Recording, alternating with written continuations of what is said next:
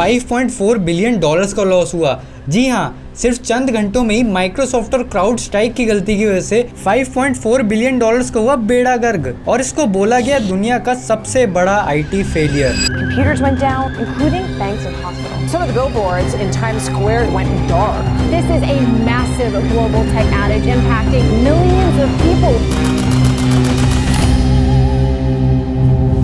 शुक्रवार की सुबह बड़ी बड़ी कंपनीज, एयरलाइंस, हॉस्पिटल्स और कई पेमेंट एंड बैंकिंग सिस्टम्स पर माइक्रोसॉफ्ट के एरर मैसेजेस आने लग गए। इतनी बुरी हालत हो गई कि एयरपोर्ट्स पर टिकट हाथ से लिख कर दिए जाने लग गए, फ्लाइट्स कैंसिल हो गई, लंबी लंबी लाइनों की कतारें लग गई। If I am missing my Qatar flight, what will happen? What you will do? Hospitals में पेमेंट की वजह से काफी सारी दिक्कतें भी खड़ी हो गई।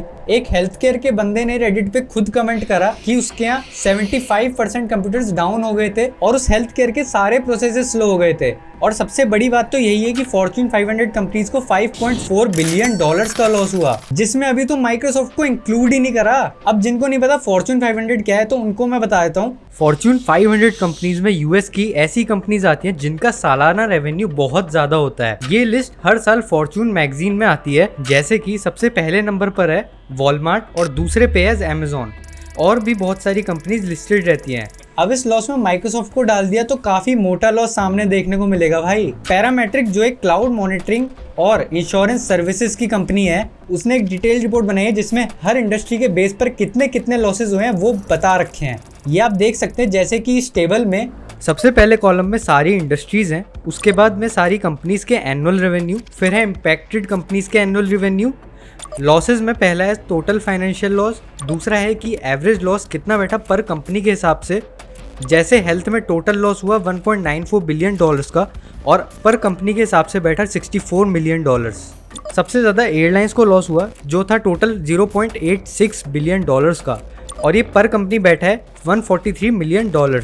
आईटी कंपनीज को टोटल लॉस हुआ $0.56 बिलियन का, पर कंपनी हुआ $112 मिलियन।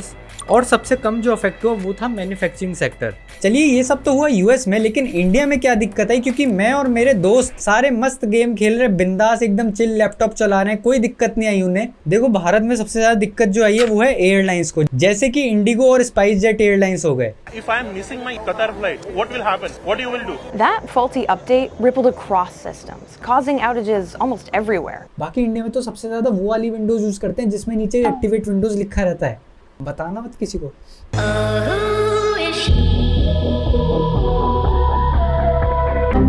अगर आपके जानकार में या फिर जानने में कोई यूएस में रहता हो और उसके साथ कोई इस तरह की घटना घटी हो तो नीचे कमेंट्स में जरूर बताना, क्योंकि मैं जानना चाहता हूँ कि उनका एक्सपीरियंस क्या रहा है और लोगों को भी पता चलेगा आखिर इतना बड़ा बवाल हुआ कैसे, वो भी माइक्रोसॉफ्ट जैसी इतनी बड़ी कंपनी के साथ। एक कंपनी है जिसका नाम है क्राउड स्ट्राइक, जो एक साइबर सिक्योरिटी फर्म है। ये basically cloud based products, security services provide करती है। माइक्रोसॉफ्ट का और उसके काफी सारी एप्लीकेशंस का इंटरेक्शन क्राउड स्ट्राइक के सॉफ्टवेयर के साथ है। अब इसी के चलते क्राउड स्ट्राइक ने शुक्रवार को एक अपडेट करा अपने क्लाउड बेस्ड फैल्कन सॉफ्टवेयर के अंदर। क्राउड स्ट्राइक का कहना था कि इस अपडेट से सिक्योरिटी इंप्रूव हो जाएगी और ज्यादा अच्छे से चीजें एनालाइज हो पाएंगी। अब उस फैल्कन अपडेट के एक पार्ट ने क्राउड स्ट्राइक का पूरा सिस्टम क्रैश कर दिया, जिसके साथ साथ वर्ल्ड वाइड माइक्रोसॉफ्ट विंडोज को भी क्रैश कर दिया। और तो और माइक्रोसॉफ्ट के क्लाउड बेस्ड सर्विसेज जैसे कि माइक्रोसॉफ्ट एज्योर या फिर विंडोज 365 को भी क्रैश कर दिया। एक चीज और क्लियर करना चाह रहा हूं मैं कि एक तो होता है माइक्रोसॉफ्ट 365 जिसमें आपकी एमएस वर्ड, प्रेजेंटेशंस या फिर जितने भी डॉक्यूमेंट्स वगैरह वाला जो मामला होता है वो उसी में आता है। लेकिन जैसे कि आपकी विंडोज 10 है, 11 है या फिर 7 है,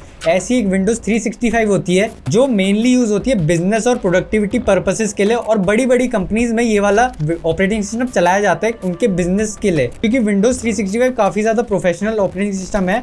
वैसे ही दिक्कत iOS और एंड्रॉइड में भी आ सकती थी, लेकिन माइक्रोसॉफ्ट में इसलिए आई क्योंकि माइक्रोसॉफ्ट की सिस्टम फाइल्स को चेंज करना इजी है, लेकिन iOS और एंड्रॉइड में ये सब करना पॉसिबल ही नहीं है। बाकी आखिर में एरर मैसेज आ गया सिस्टम्स पे, एक बड़ी सी ब्लू स्क्रीन और उस पे एक टेक्स्ट, और इस एरर स्क्रीन का नाम है ब्लू स्क्रीन ऑफ डेथ। ये वैसे तो मेरे साथ भी हो रखा है और मेरे केस में पूरी की पूरी स्टोरेज ही करप्ट हो गई थी और मैं चेंज करवाने भी गया था। ये काफी ज्यादा गंदा एरर होता है विंडोज का, और अगर ये आ जाता है तो कुछ भी हो सकता है आपके सिस्टम पे, चाहे वो फिर बायोस फेलियर हो या फिर स्टोरेज फेलियर हो, कुछ नहीं पता चलता। अगर आपके साथ कुछ ऐसा हुआ तो नीचे कमेंट्स में जरूर बताना, और ये भी बताना कि आपने उसको ठीक कैसे करा। और जो भी ये वीडियो देख रहे हैं उनको अगर ब्लू स्क्रीन ऑफ डेथ से बचना है तो इसका मैं सीधा साधा उपाय बताता हूँ भाई। चैनल को सब्सक्राइब कर लेना भाई प्लीज, नीचे लाल बटन है उसको क्लिक कर देना, ठीक है।